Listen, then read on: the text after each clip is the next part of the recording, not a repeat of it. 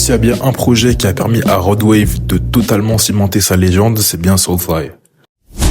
Bon, j'abuse en vrai, Roadwave, c'est pas forcément une légende, mais en tout cas, je pense qu'on peut clairement le dire, c'est un rappeur marquant de son époque, c'est un rappeur qui aura sorti un genre totalement différent, un genre qui était très peu utilisé, et qui aura permis de le populariser. Et pour moi, son album Soulfly, c'est vraiment l'album dans lequel il a le mieux exploité cette capacité musicale. On sait que c'est un gars très productif, à l'époque, il peut me sortir 2 projets par an, là, il y a quasiment un album par an, et ce projet-là, pour moi, avec la réédition, a vraiment montré toute l'amplitude de son talent. Le projet n'est pas forcément un no-skip, je trouve qu'il y a quand même beaucoup trop de sons, ce qui fait qu'il y en a quand même quelques-uns qui sont oubliables, mais quand tu prends les points forts du projet, ils sont très gros.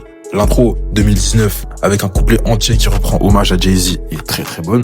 À côté, les feats ont vraiment tous apporté quelque chose, que ce soit Kodak, que ce soit Durk, que ce soit même Polo G, même si le son est super simple. Et ça fait que le projet au final est assez bien aéré. T'as vraiment plein de musiques différentes. Je pense que l'hymne, clairement, on peut le dire, c'est Street Runner avec Ruff B qui l'a très bien incorporé en tant que sample. Toutes les vidéos qu'on voit de leur concert à deux sont très très bonnes. Et à côté, plein d'autres sons comme What's Love, comme Sneaky Links, comme Believe Me, comme Moving On. Le début avec What's Wrong font que le projet est vraiment assez bien espacé.